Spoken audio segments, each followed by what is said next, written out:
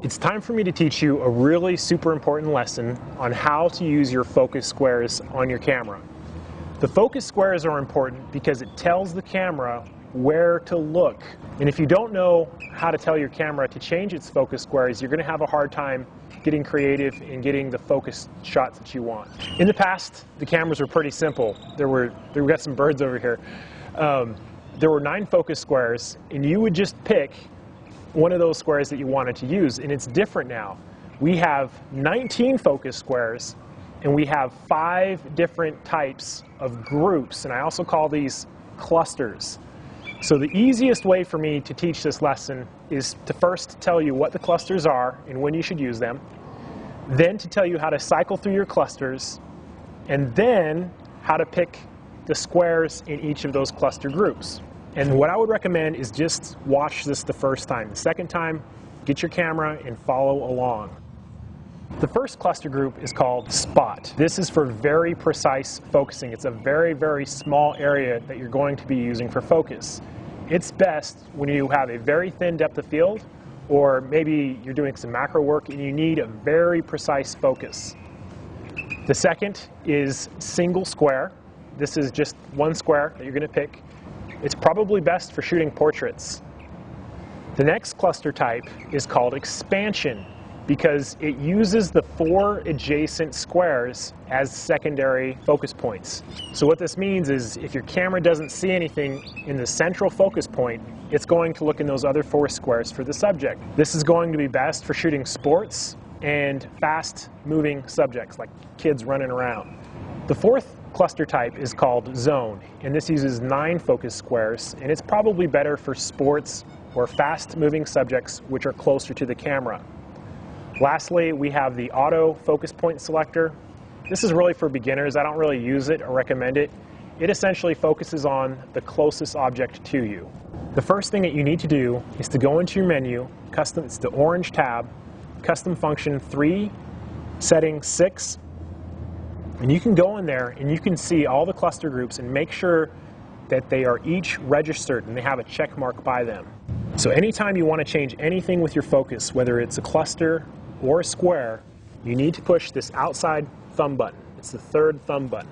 Okay, so I'm going to look through this viewfinder and do it. Okay, so I'm pushing this outside thumb button, and now I'm pushing the MFN button. Okay, and as I'm pushing this button, it is cycling through the different clusters. If you know what the clusters are and you know how to cycle through them, you can change them really, really fast. So watch. Boom, boom, boom, boom, boom, boom, boom. Okay? Once you have a cluster that you want, changing the square is really, really easy. Probably the best way to do it now is just, again, push the outside thumb button and use the joystick. Move that joystick around to pick the square that you want to use. Okay, so I'm just moving this guy around. Pretty straightforward.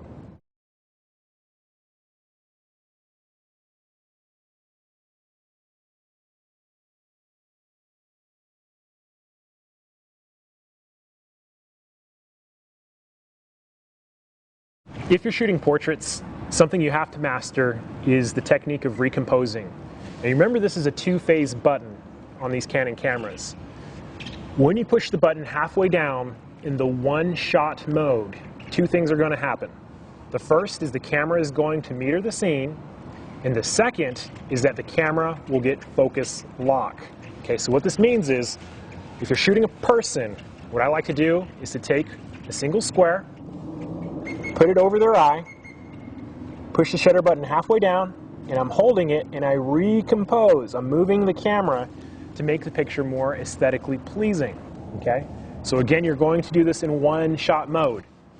If you try to do this in AI servo mode, what's going to happen is the camera is going to think it's tracking a moving subject and the focus is going to be jumping all over the place. It's for sports. It's the most common mistake people make when they're shooting portraits is they're not using one shot and they're not holding this button halfway down when they're recomposing. So the 3 exercises that I would definitely recommend are: first, learning how to cycle through your focus clusters. 2 would be to select different squares with the different clusters. And then lastly, the 3rd would be to learn how to get a focus lock and recompose. It's very important stuff. I'll be showing you some more examples later on in the video. As a final note, I want to make some recommendations on some of the custom settings. 3.7, you're going to want to turn that one to 1.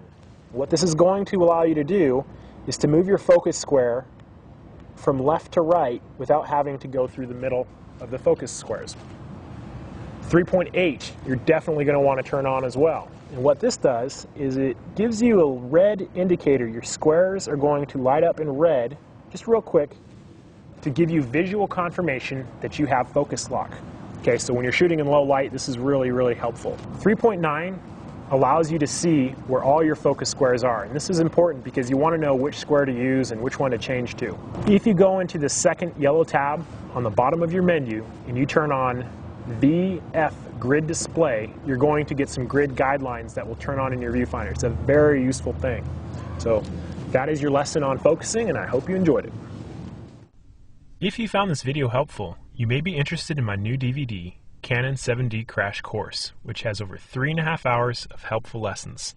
I'll teach you the basics to get you started to great photography and video in no time. It can be ordered from the following link.